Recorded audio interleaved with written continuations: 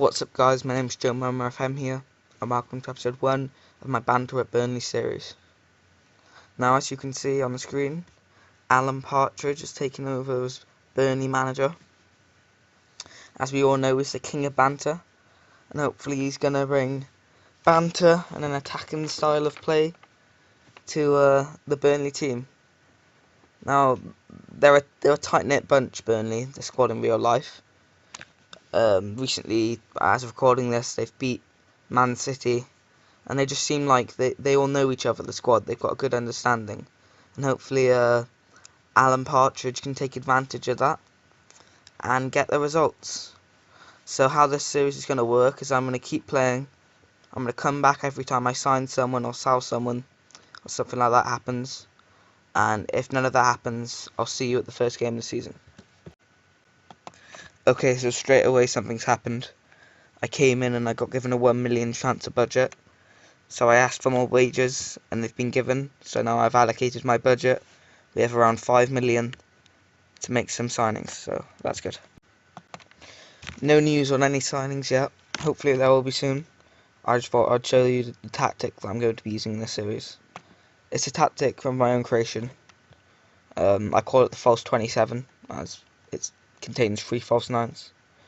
It's quite a basic tactic, really. There's not even any player instructions, but it does the job. It's just it's one of those tactics. It's kind of it's a basic tactic. You start in the game, and then you can change it. You know, depending on how the game's going. So you just start on standard and flexible, and you can change that depending on the result. It's a goalkeeper defend, 2 fullbacks, both on support, 2 centre backs, both on defend, a defensive midfielder on defend, 2 centre midfielders on support, and 3 false 9 on support, hence the false 27. The team instructions are higher tempo, close down more, much higher defensive line, and shorter passing. But if you're losing the possession battle, I like to put on retain possession, and if it's late in the game and you need a goal, I sometimes put direct passing on, shoot on sight, maybe hit early crosses. Yeah, that's the tactic I'm going to be using. Okay, so we've got our first signing. Alan Partridge has decided to bring in Francis Coquelin.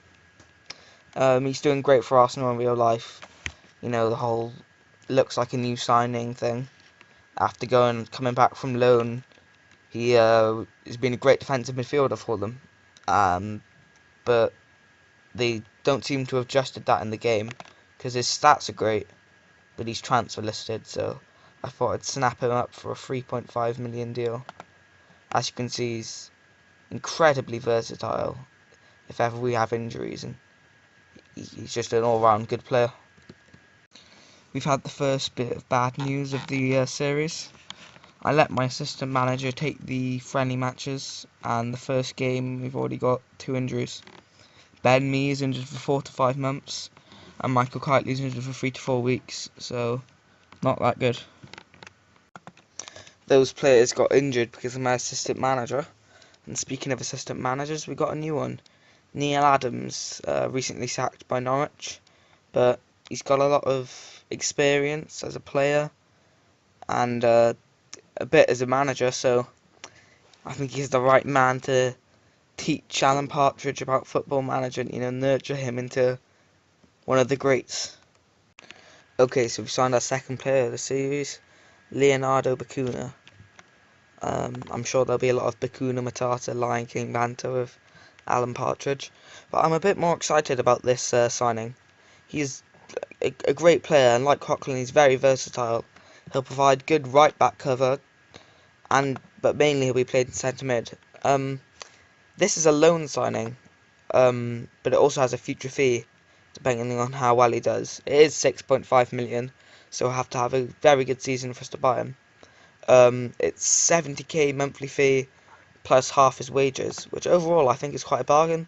I'm surprised Villa wanted to let him go, but he's almost certainly going to be on free kicks as well, with that 16 free kick dating. So I think he's a good signing. It's game day. Game 1 of the Premier League. Alan Partridge's professional managerial debut. It's home to QPR, so it's a winnable fixture. This is the team I'll be playing, I think. Let me just check. We've got Heaton in goals, Ward left back, Shackle, Keane and Trippier, new signing Coquelin, Marnie and Arfield. Give Bakuna a start, give him a debut. Bakuna and Arfield, and Sordal, Ings and Barnes up front. So, this is... I'd be happy with a draw probably, but we're both relegation candidates, and it's always nice to get a win, especially in the first game of the season. But I can never be really so sure. I'm not sure how used to the tactic the players are. I've picked the team I feel gives us the best chance of winning, if it lets me say that. I don't know about the tunnel interviews. I'm not sure if they're the best feature in this game. It seems they're a bit pointless. It's just the same questions over and over again. How much of a boost is Alan McCarthy's absence of winning? Oh, it means Rob Green's playing, so that's good. We have worked hard. Yeah, I mean, I wanted to bring in like some English players, but they're so expensive. I ended up bringing in a Frenchman and a Dutchman, even if they were from the Premier League. But I'm not sure. I wanted a striker as well, but seems like I have to do with Marvin Sordal.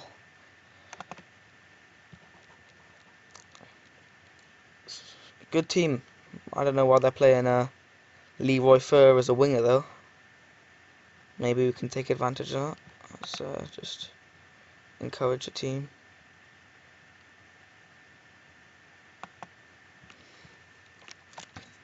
Tell them I have faith in them, you know. It must be great before a game to hear Alan Partridge has faith in you, so.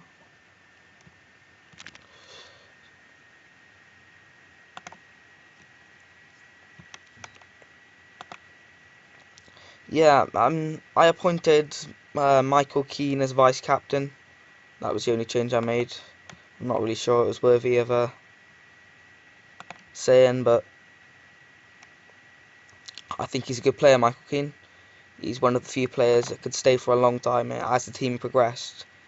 Him and Danny Ings is a good young English talent who have potential to be, you know, leading Premier League players if they, you know, are treated well and don't get big injuries and stuff like that.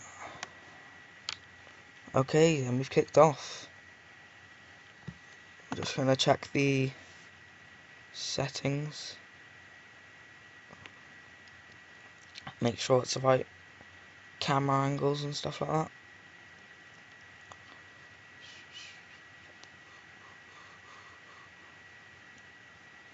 So I like key.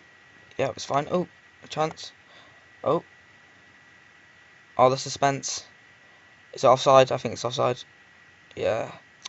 Well, Bakuna scores on his debut, but it doesn't count. Finishing is letting us down. I'll leave it for the moment. It seems like we've had the most of the possession in the first half. This tactic's good for that. It's counter-attacking, but at the same time you seem to have a lot of possession. Oh, great tackle. Thought he was going to score then. Bakuna. Oh, what a through ball. That's why we signed him. Marvin Sordal. That's why I wanted to sign a striker. Well, never injury. Left back.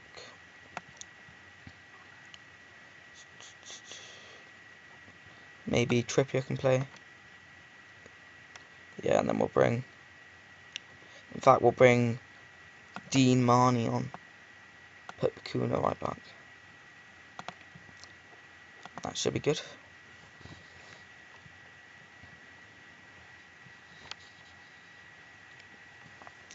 Yeah, it's been a alright 25 minutes. We haven't conceded. That's a positive, but we really need to try and nick a goal. Hopefully in the first half. Sort out.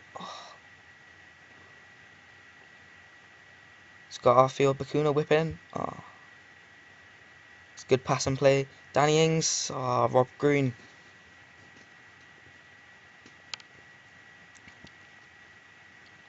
Yeah, it looks like it's going to go to half time. Not the worst first half of Premier League football, and first half of a professional game for Alan Partridge. I'll maybe make a sub and then stick it out till about the 60th, 70th minute, see if I need any changes then.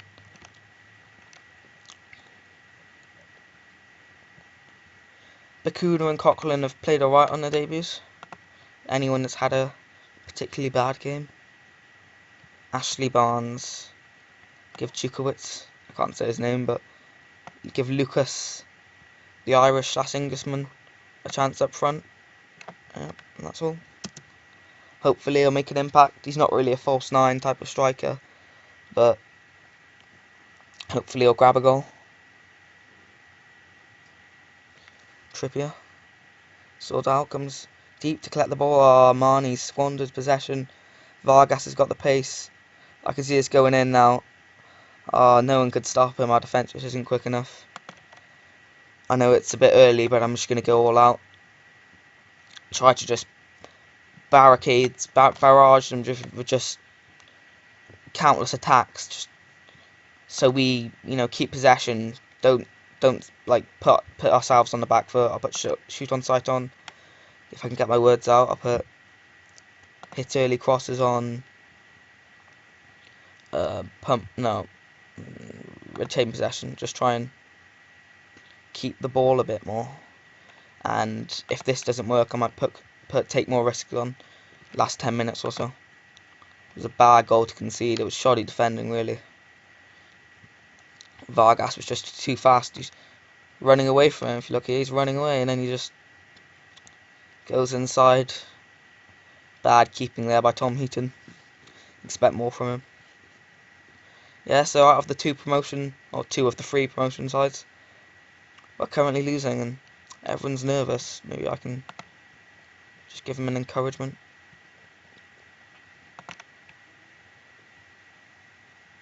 There's still time. We haven't lost this yet. The Turf Moor crowd behind us. Hopefully, we'll manage to scrape a goal. Maybe even two. Now, I did see that my assistant told me to mark Vargas, and I agree with that, so. He's already scored, and if we're not careful, might score another. He's just got blistering pace. It's incredibly hard to stop, rather.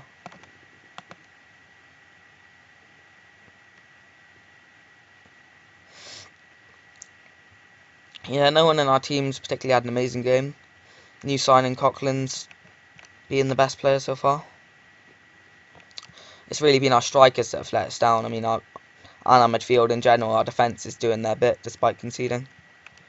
If it gets to 80 and nothing happens, gonna just make another change. We are getting most of the possession though.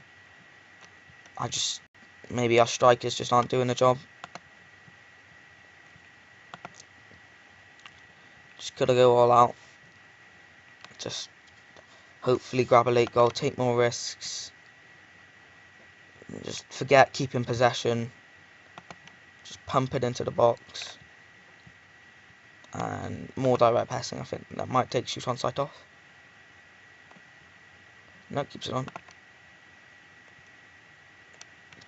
I don't know why I thought that. Yeah, hopefully we can grab a late goal. Because we are on overload and it seems to be working. It's just can't get past the mighty Rob Green. Come on, just a highlight. Late highlight.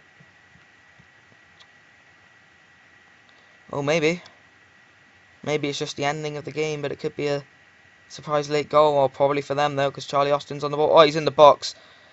And we've lost our first game. It's a bit of a shoddy. Oh, Tom Heaton with the penalty save. He's great penalty save. Specialised, isn't it, really?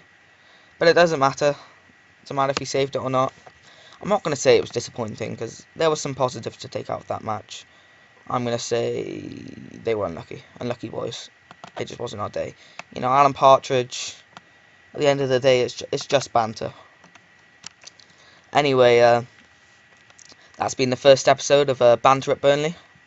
Thanks for watching.